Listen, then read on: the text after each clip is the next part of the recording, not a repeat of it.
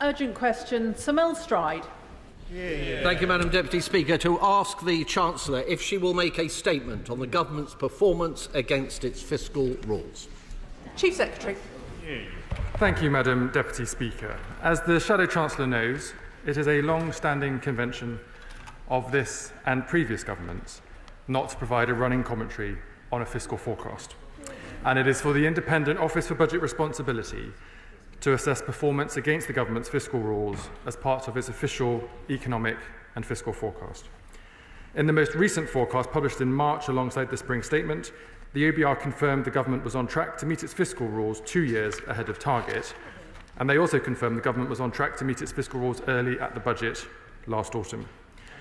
This is a choice, Madam Deputy Speaker, and it's a responsible choice, because when you contrast this with the actions of the party opposite, who lost control of the public finances, you see working people across the country still paying the price. Following the usual process, Madam Deputy Speaker, the Chancellor will ask the OBR to produce a new fiscal forecast in the autumn for the annual budget, which will include an updated assessment of the government's performance against its fiscal rules. And as the Prime Minister confirmed last week, the government is committed to its fiscal rules, which remain non-negotiable. As I say, Madam Deputy Speaker, because we have seen what happens when fiscal rules are put to one side. Members opposite may be chuntering from their sedentary positions, but families across the country are still paying the price of the consequence of Liz Truss's experiment with higher mortgage payments, and we are not going to put the nation's finances at risk as they have done. In contrast, Madam Deputy Speaker, this government is meeting its fiscal rules, and as a consequence of the Chancellor's decisions, we are investing billions of pounds in the renewal of Britain, in schools and hospitals, affordable homes, public transport, and keeping the nation safe. Finally, Madam Deputy Speaker, any future fiscal plans will be set out at the budget in the normal way. Shadow Chancellor. Madam Deputy Speaker, the Chancellor said that she would not make any commitments that were not, and I quote, fully funded and fully costed. But the Chief Secretary to the Treasury has just said that he now expects us to wait until the autumn to hear how they intend to cover the £6 billion of unfunded commitments which their U-turns have run up in the last month alone. A government divided, a government racking up unfunded spending, a government wrecking the public finances. And why is the Chief Secretary not prepared to explain how they will fund these U-turns? Well, there are surely only two possible answers, Madam Deputy Speaker. Either the Treasury have made them without a clue as to how they will be funded, or they do know but are refusing to tell us. Either is completely unacceptable. So can the Chief Secretary set aside the usual blather that we have just heard and tell us whether he knows how these unfunded tax commitments will be paid for, or is his government simply refusing to say? Madam Deputy Speaker, the House will also have noted the inherent contradiction in the Chief Secretary sticking to the line that decisions will be made at a fiscal event in the normal way, when that is precisely what the government have not done. By losing control of the finances and of his own parliamentary party, the government has made significant fiscal decisions outside of a fiscal event. So can I ask the Chief Secretary, the Chancellor said that at the budget she would not be coming back with more tax rises. Is this still the position? And will the Chief Secretary rule out a wealth tax, along with reconfirming that there will be no rise in income tax, national insurance or VAT? The Chancellor said she would not extend the freeze on tax thresholds because it would hurt working people. Is this still the position? And can the Chief Secretary confirm that the Chancellor will not be adding to her fiscal black hole by scrapping the two-child benefit cap? And can I also ask whether consideration... The Shadow Chancellor will know the time limit. I'm sure this is his last sentence. It is indeed, Madam. It certainly is now, Madam Deputy Speaker. If ministers are again putting their house back in order, that must start right now with full transparency and proper answers. Thank you, Madam Deputy Speaker. I think the House knows what losing control of the public finances looked like, because under the Conservative government, when interest rates went through the roof, when there was chairs of Treasury Select Committee calling out the irresponsible behaviour of Liz Truss and her ministers in the Treasury, when families were paying higher mortgage That, Madam Deputy Speaker, is what losing control of the public finances look like, and that's why the party opposite lost control of government and are in opposition today. He asks me, Madam Deputy Speaker, to comment on forecasts of annually managed expenditure. He's asked me to comment on future tax decisions. He's a man, Madam Deputy Speaker, that knows how this works. All of that happens with a forecast and a budget, which will happen in the autumn. Dame Meg Hillier. Thank you, Madam Deputy Speaker. We all know why the government wants to keep its fiscal rules tight, because we know what happens when the markets go wrong. But there have been a lot of things that have rocked the country since the Labour government was elected a year ago. And also, would the Chief Secretary explain to our constituents what the benefit of the fiscal rules are for them in their day-to-day lives? It can seem a very remote and distant discussion for people who are living in overcrowded conditions, needing healthcare and so on. I thank the Chair of the Treasury Select Committee for her question. And I think the way that I would describe it to the public, Madam Deputy Speaker, is that when the government loses control of the public finances, as the Conservative Party did in government, that doesn't just affect the accounts in the Exchequer and in the Treasury. It affects family finances in every house across the country. People are still paying the consequences of the last government not sticking to its fiscal rules by acting irresponsibly, and that's why our fiscal rules are non-negotiable, and we will stick to them. Liberal Democrat spokesperson Daisy Cooper. Thank you, Madam Deputy Speaker. We all know that the government had a terrible inheritance from the previous government, whether it was the incompetence of COVID contracts, the mini-budget and the botched Brexit deal. But at the same time, last year's Labour budget was a Treasury tax grab with no vision for the economy and no regard to the impact on key sectors like SMEs, hospitality or social care. We Liberal Democrats want to see things getting better in the country for our constituents and for the country. So in the spirit of constructive opposition, can I ask the Minister a number of questions?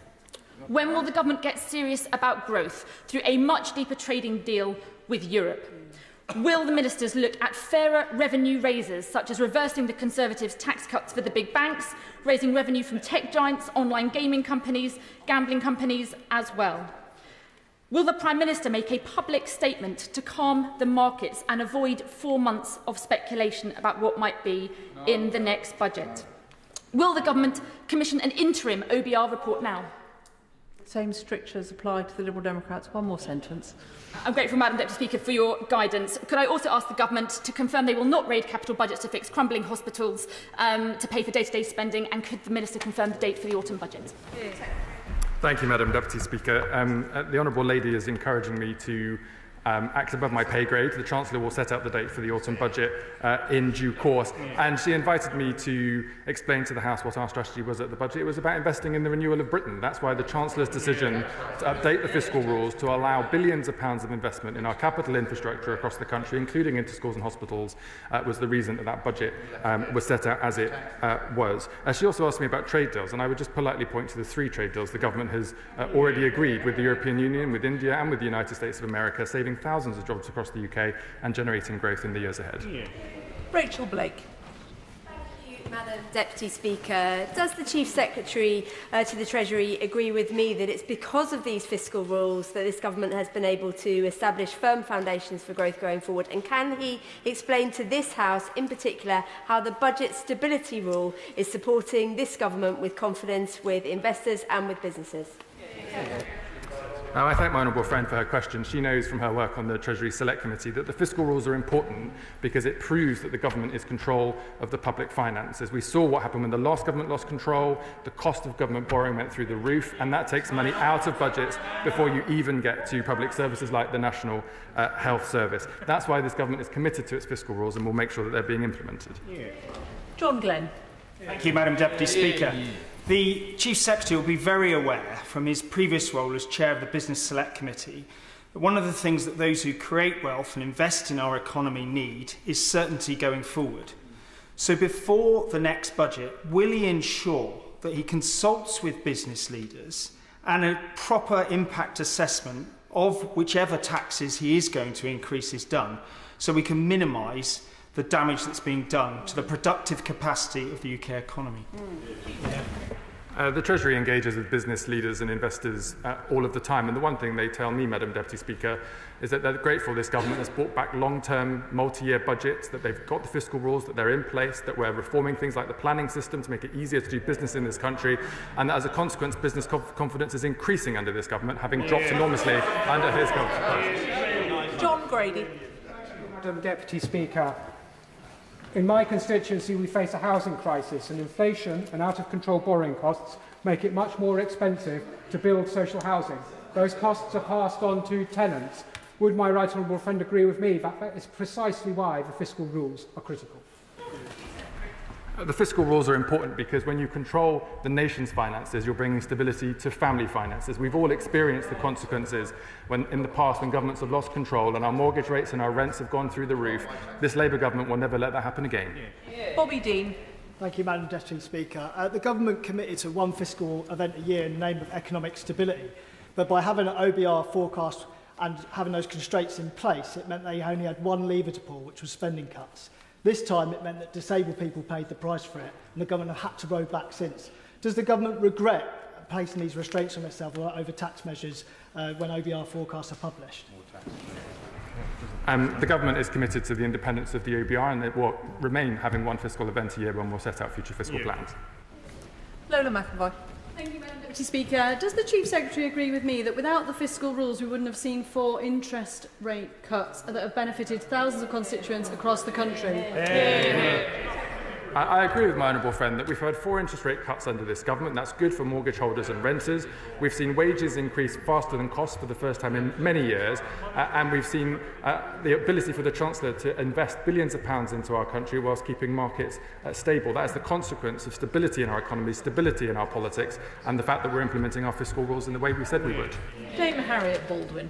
Madam Deputy Speaker, with all due respect to the Chief Secretary, the Chancellor really should be here to answer this urgent question, because it's her well-being that the financial markets are extremely concerned about. The financial markets, by the way, which are asking for a 10-year yield now, which is considerably higher than it was after the Liz Truss budget. And so it is really important that the bond markets, which are aware of the hole in the government's finances, know how the government is going to act, because otherwise we will see further fleeing of the millionaires and the wealth creators and the businesses whose investment we rely on for growth in this country.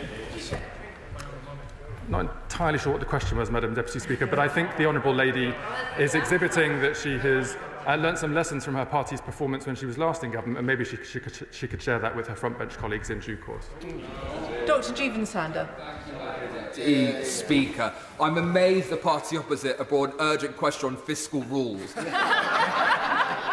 They had 7 sets of fiscal rules in 14 years. I mean, guys, and it is all guys, come on. The reason why they kept missing debt and deficit targets is because they kept cutting investment, meaning less growth, meaning less tax revenues. Does the Chief Secretary agree with me that by investing to grow, we get our debt burden down? True. I thank my honourable friend for his question, and this government recognises that it was because of cuts, especially to capital investment through the austerity years under the Conservative government, that we had such poor productivity in our economy. We're still suffering the consequences of that, and that's why, as the Chancellor said at the budget, we're choosing investment over decline. Brendan O'Hara. Deputy Speaker, a year ago we were promised radical change, but the only radical change appears to be in the Labour Party itself, who has decided if you're poor, old or disabled, it'll be you who will bear the brunt of the cuts and whose backs the books will be balanced. So were the fiscal rules always predicated on going after the most vulnerable and the weakest and those least able to organise and fight back, instead of taking on the rich, the powerful, the multinationals and the tax avoiders? Secretary. As a consequence of the Chancellor's decisions, Madam Deputy Speaker, we gave Scotland the largest real terms increase in spending since devolution began, and I think the only radical change that we're now looking for is the SNP being kicked out of Hollywood next May. Yuan Yang. Thank you, Madam Deputy Speaker. As the Honourable Gentleman from Loughborough has mentioned, there have been 7 different sets of fiscal rules under the previous government. The Shadow Chancellor has announced that he has reflected on the mistakes made by the Truss government. And I'm sure that international investors watching what is happening in the Commons would like to see sensible debate on the most critical challenge facing our times, that of economic growth and development, from all parties in the Chamber. So can the Chief Secretary set out the important ways in which capital investment unlocked under these fiscal rules are allowing for that growth? Chief Secretary. I thank my honourable friend. Because of the Chancellor's decision to update the definition of debt, we've been able to unlock billions of pounds of investment into houses and schools and hospitals and GP surgeries across the country. And members opposite may laugh, but as my honourable friend points out, they have no plan to share with anyone at all. Esther McVeigh. Thank you, Madam Deputy Speaker. In November last year, the Chancellor told the CBI conference, and I quote, that she was not coming back for more borrowing or more taxes.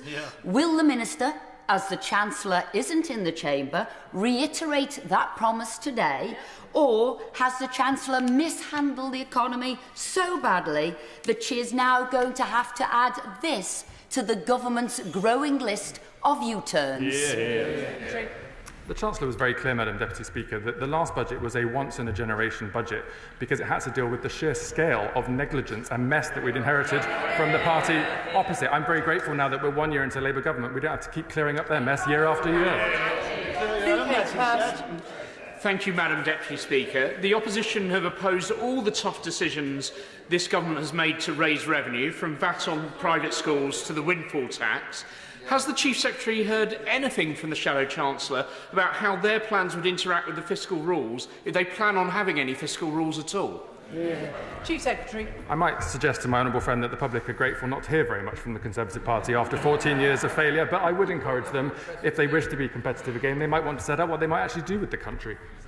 Liz Saville-Roberts. Plans to plunder disability benefits and the decision to hike the national insurance are examples of policies which disproportionately hit Welsh communities. Instead, we need fair policies like a wealth tax on assets over £10 million, ending government subsidies for oil and gas giants, and clamping down on tax evasion. So when will the government's fiscal rules enshrine fairness, where the ultra-wealthy and large corporations pay their fair share? I think the Honourable Lady's missed the fact that this government has changed the non-dom tax status. This is the wealthiest people in our country for many years. VAT on private schools. It's much more expensive now to fly a private jet than it was under the former Prime Minister from the Conservative Party opposite. And as a consequence of the decisions the Chancellor took at the budget last year, we've given the largest real terms increase in spending to Wales since devolution began. And as a consequence of our reforms to the bill coming on Wednesday, we've increased the base rate of universal credit for the first time in many, many years. Chian Wara. Madam Speaker. It's absolutely extraordinary that the Tories have recovered so quickly from their economic mismanagement that they feel able to stop apologising and even to offer advice. If only the economic well-being of my constituents had recovered as quickly. But would the Chief Secretary agree with me that the Office for Budgetary Responsibility, like economists the world over, finds it easier to measure the economic consequences of funding cuts, such as to disability benefit, than the economic consequences of investment, such as investing in people getting into work? I thank my honourable friend for her question, and could I take this as a first opportunity to congratulate on her recent damehood as well, which was very well deserved. She invites me to comment on the forecast methodology of the Independent Office for Budget Responsibility. Given their independence, I will, I'm afraid, not do so, but I will just point to the fact that in the last forecast, the OBR was able to forecast an increase in growth as a consequence of our reforms to the planning system, which we welcomed very much. Sir Alex Shelbrooke. Thank you, Madam Deputy Speaker. Since April, Madam Deputy Speaker, 8 companies have personally approached me to tell me that they've either laid off people or had to close their businesses after decades of trading due to the national insurance rise. So may I ask the Minister directly, how many businesses in his constituency have said to him personally similar stories? Chief Secretary. I don't keep running commentary on my conversations with businesses or constituents in my constituency, but what I have heard from businesses in the defence sector or the infrastructure sector is actually very welcome news in terms of our long-term spending commitment, our reform of the planning system, our commitment to spending more on capital across our country, which will generate good jobs and good skills in every part of the country. Stella Creasy. Thank you, Madam Deputy Speaker. Of course, there's been talk about the previous Prime Minister. As the MP for the constituency where the lettuce was that lasted longer than the previous Prime Minister, I can absolutely confirm that all of us know from our constituents she did more damage. And it's good to hear members opposite finally talk about the small businesses who are the backbone of the British economy rather than worrying about the millionaires. But does my honourable friend agree with me that one of the things we need to do is give them even more certainty and confidence about the road ahead? The EU trade deal that we have done is a brilliant start for that. But does he agree with me there is now a case for also looking at things like alignment by default so they can confidently know what kind of future they have under this government? Secretary. I thank my honourable friend for her question and for welcoming the trade deals this government's entered into with the United States, India and the European Union, where we got a great deal, especially in terms of food and drink import and export, that will result in lower prices on the shelves of our supermarkets across the country. As my honourable friend knows, we've committed to an annual summit with our counterparts in the European Union, and I'm sure my ministerial colleagues will set out further detail on those negotiations in June. Sarah Dyke. Thank you, Madam Deputy Speaker. George is the fifth generation owner of Knight's Fish and Chip Shop in Glastonbury. It's a much-loved institution of business in the town, but it's under severe pressure after the NIC's increases in business rates and some of the decisions made by ministers on our economy. Hiking national insurance hurts our small businesses and economic growth. So will the minister back small businesses by overhauling business rates and scrap NIC's hike? Chief Secretary. I thank the Honourable Lady for her question. She will know that when the national insurance contributions for employers changes were implemented, they were done in a way to protect smaller businesses in relation to bigger businesses in the way that the scheme was designed. She also points to our fish and chip shops, which are often beloved in all of our communities.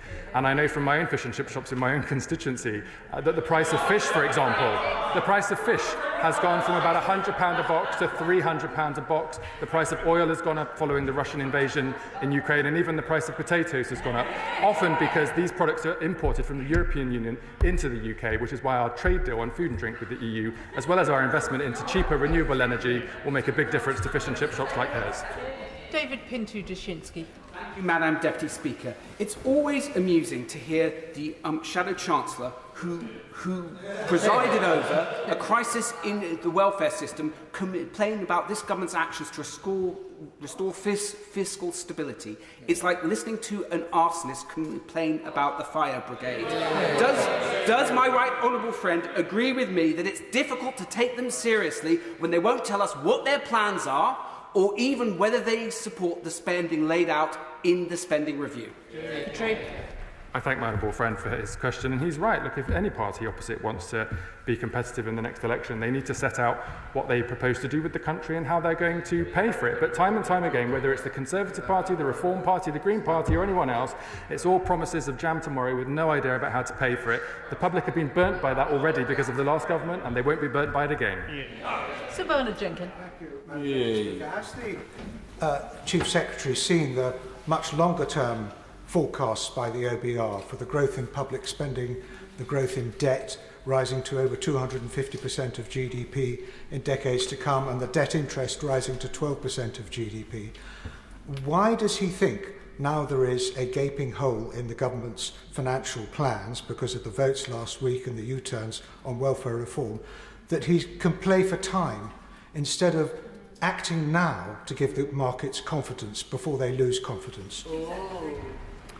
The Treasury obviously monitors all OBR forecasts and considers them in detail, but as my honourable friend knows, it's right and proper that the Treasury looks at OBR forecasts in the orderly way when they produce their forecast in line with the fiscal forecast. That's how we bring stability back to the public finances, and that's what we'll be doing. Kanishka Narayan. Thank you, Madam Deputy Speaker. The Leader of the Opposition has elected every member of Liz Truss's Treasury team to her front bench, apart from those booted out by the public. Does my friend, the Right Honourable Chief Secretary, agree with me that a party which has no fiscal strategy but to believe in Liz we trust cannot be trusted on any of it? Chief Secretary. I thank my honourable friend for his question, and actually in a more conciliatory tone with members opposite. They had so few MPs, they had no choice. Richard Tice. Thank you, Madam Deputy Speaker. Since the budget, some 270,000 jobs have been lost, and borrowing is up tens of billions of pounds. And just last week, the Office for Budget Responsibility has indicated it's going to lower its forecast for the second time since the budget. Does the Chancellor still have confidence in the OBR, or actually have you lost confidence in the OBR? Chief Secretary. The Chancellor has confidence in the OBR. Joanna Baxter. Thank you, Madam Deputy Speaker. The consequence of losing control of the country's finances, like the party opposite did, caused real pain and a cost of living crisis for my constituents in Paisley and Renfrewshire South.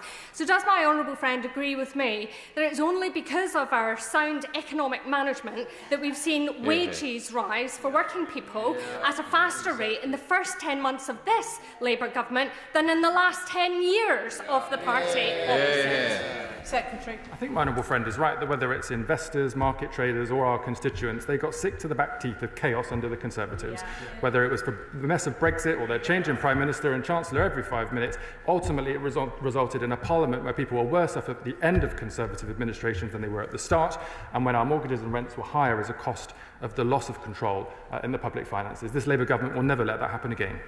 Neil O'Brien. A £6 billion hole has been opened up because the Labour front bench can't get the Labour back bench to vote for their own policies. And as a result, Number 10 are conspicuously today refusing to rule out a wealth tax. But if you tell business people and wealth creators that if they leave their money in this country, it's going to get taxed, then you drive even more investors away. Isn't it the case that even if this measure is not ultimately put in place, over the next couple of months, the speculation about a wealth tax itself will drive investment away from this country? Chief Secretary. My honourable friend knows that the Chancellor will set out any decisions on tax one way or the other at the budget, which he will do in the autumn. We're into just. Thank you, Deputy Speaker. Does the Chief Secretary agree that this government has had the courage to make the difficult decisions necessary in an effort to ensure sound public finances and to improve the economy, whilst the opposition has hid behind its mistakes and they have no credible economic plan of their own? I thank my honourable friend for his question, and he knows that this Labour government is committed to fiscal stability and political stability, because that is what matters for family finances and getting this country back on track after years and years of chaos under the Conservatives. Nick Timothy.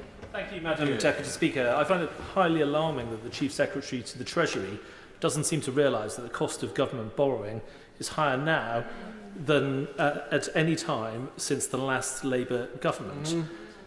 All of this comes back to decisions about spending. So why, when the Labour manifesto said that they would limit spending increases to £9.5 billion a year, did they, 3 months later in their budget, increase it by 8 times as much, by £76 billion a year?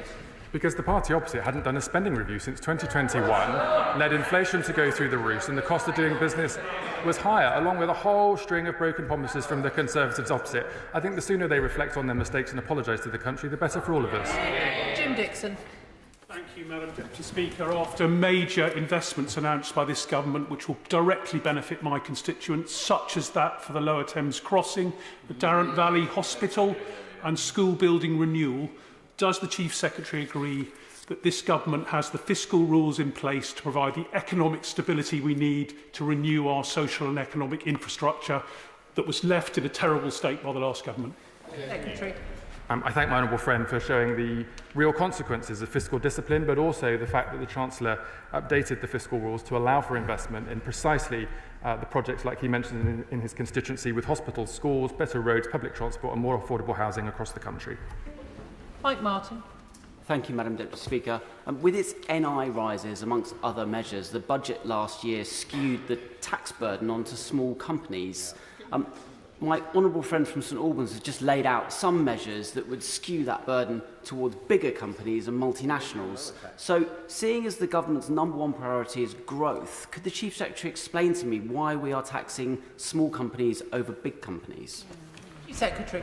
I think the honourable member is pointing to the employer contributions for national insurance contributions, which, as I've set out to the House, was designed in a way to limit the burden on smaller businesses for bigger businesses paying more. That was the design of the system, and that was the system that the Chancellor put forward. Chris Curtis. Thank you, Madam Deputy Speaker. The only way out of the economic doom loop that the previous government got us into is by growing the British economy again.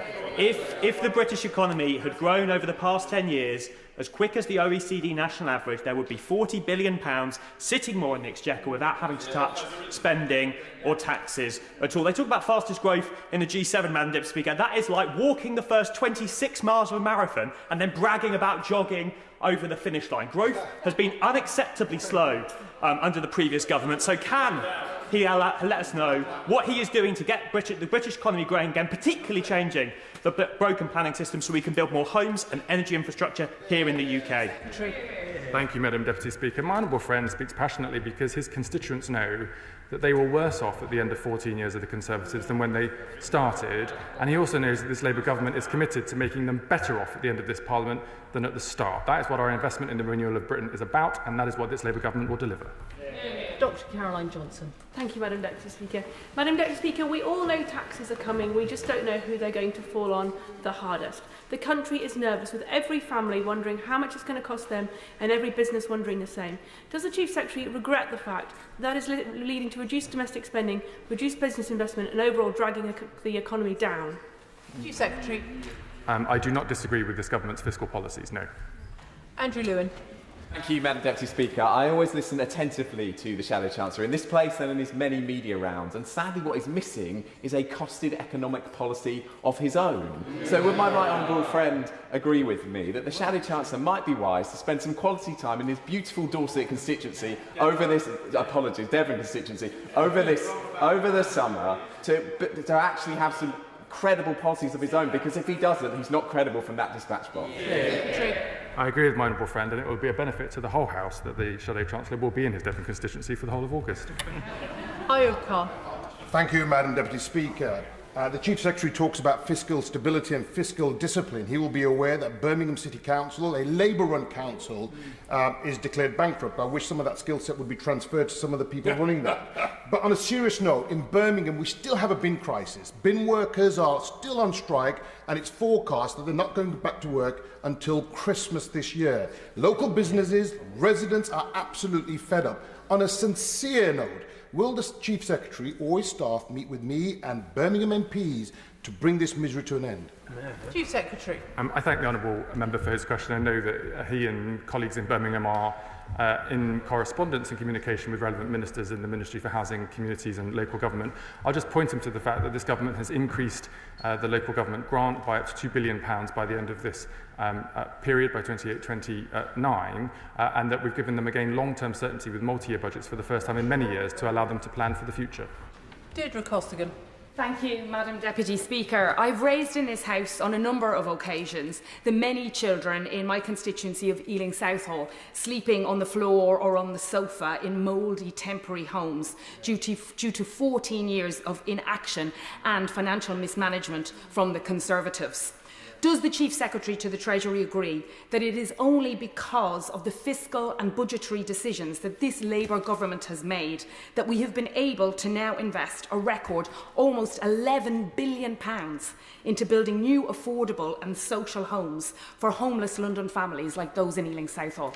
Can I thank my honourable friend for pointing out the legacy of the last 14 years where so many of our constituents are waiting for secure affordable housing. That's why the Chancellor's decision to update the definition of debt, but also to allow for the creation of a new national housing bank, means that we can direct billions of pounds into building affordable and social housing again, record levels of investment that will make a real difference to the lives of families across the whole country. Lopez. Thank you, Madam Speaker. The Chief Secretary seems to have only one line to survive this UQ on behalf of the Chancellor, and that is to make reference to the former Prime Minister. So can he answer a very, very simple question, which actually we've already heard the answer today? Are government borrowing costs higher now under him or under her in September 2022? Chief Secretary. I refer the lady to my previous answer.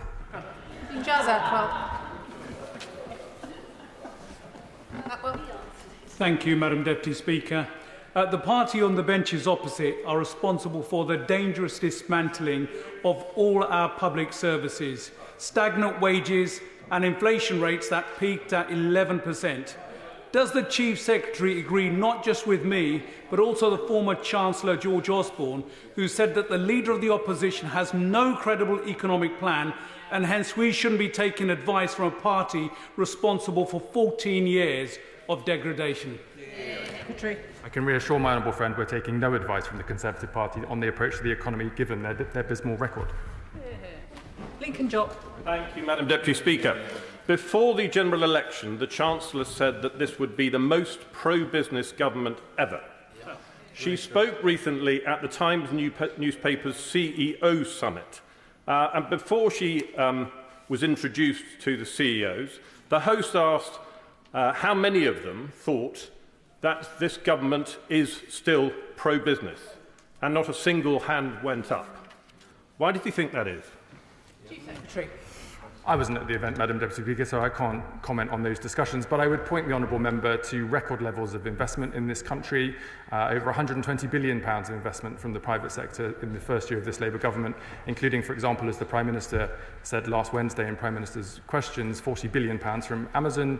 You can look at water infrastructure, housing, you can look at digital infrastructure. The United Kingdom is a country that people now want to invest in. It's a stable country with a long-term strategy, with lots of great potential and assets, and we're going to be looking forward to working with those business partners and investors to get the best deal for Britain. Luke Murphy.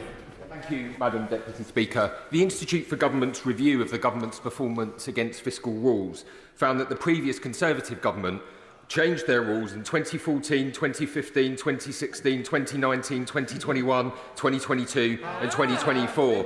They, in fact, found that all of the sets of rules that existed under the Conservatives were abandoned because at least one could not be met. Does the Chief Secretary agree with me that the party opposite haven't met a fiscal rule they didn't change, break, or in the case of Liz Truss, blow up? Secretary. I thank my honourable friend for his very pertinent question, and it rather begs the question whether the last Conservative government had any fiscal rules at all. And I think based on the experience of all of us paying our mortgages and rent and looking at the cost of inflation at the back end of the last Parliament, the answer was no.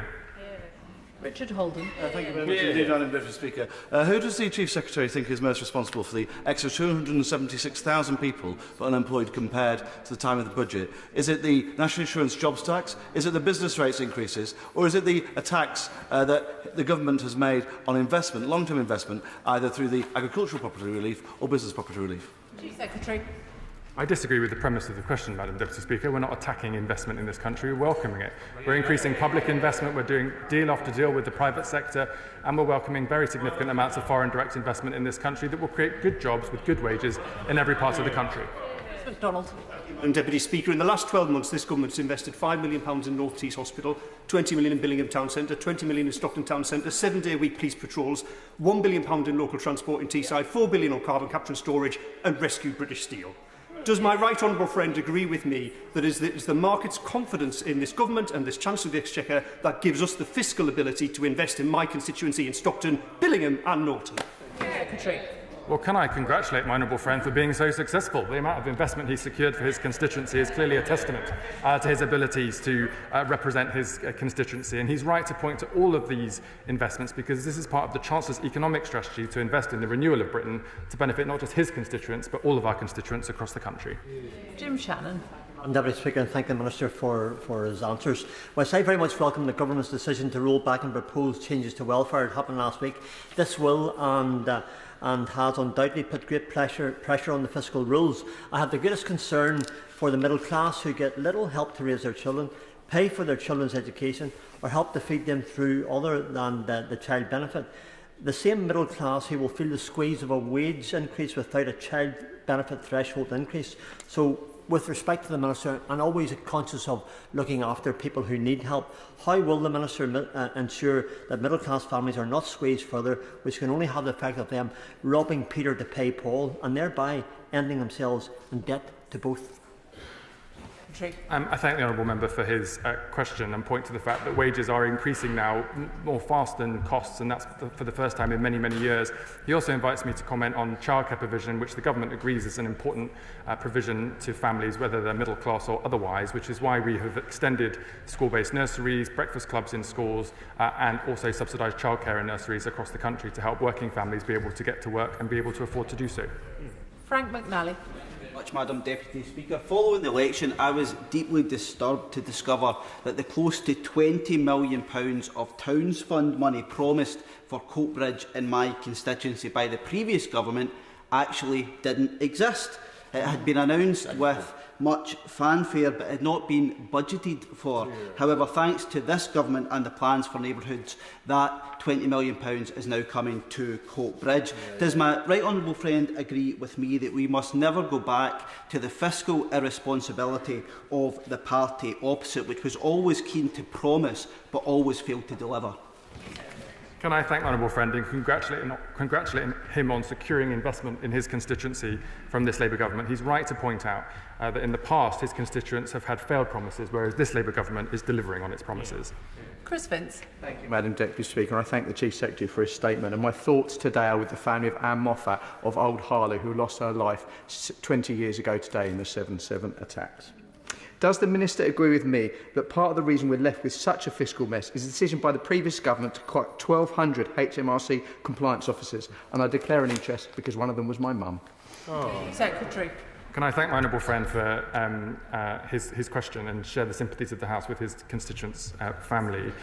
He's right to point out that investment had been cut into HMRC over many, many years, which made it harder for tax to be collected from those that needed to pay it. That's why the Chancellor has invested significant sums into HMRC to improve customer services for everybody that uses it, but also to ensure that we're getting tax receipts in to pay for our public services. John Slinger. Thank you, Madam Deputy Speaker. Does the Chief Secretary agree with me that it was the very decisions taken by the Chancellor at the last budget, including on the fiscal rules, that have enabled this government to invest £190 billion in day-to-day spending and £113 billion in long-term investment, and that this simply would not have happened had the party opposite been in power? Secretary. I agree with my honourable friend, and as the House knows, when the Chancellor presented the budget last year, she said that this government chooses investment over decline for Britain. That was reflected in our spending review, which was investing in the renewal of Britain, unlocking billions of pounds of money as a consequence of the fiscal rules that the Chancellor had set out at the budget, in which are non-negotiable and will therefore stay in place. Lawrence Turner. Thank you, Madam Deputy Speaker. In the context of spending decisions taken by the Johnson government, the last Conservative Rail Minister, Hugh Merriman, told the Select Committee last week, and I quote, "A lot of promises were made to MPs and others as to the ambition, but it did not match the amount that was actually being set down." He went on to say that by the time he came into post, he ended up with a list that was much longer than could be funded. Does the Chief Secretary share my anger at the way that the party opposite tried to take all our constituents for fools? Secretary. I do, Madam Deputy Speaker, and it's good that my honourable friend has been able to raise this testimony from the Select Committee, because it reminds us why the British people were so angry with the Conservative Party after 14 years of failed promises, and why this Labour government will always make sure that we deliver on our promises.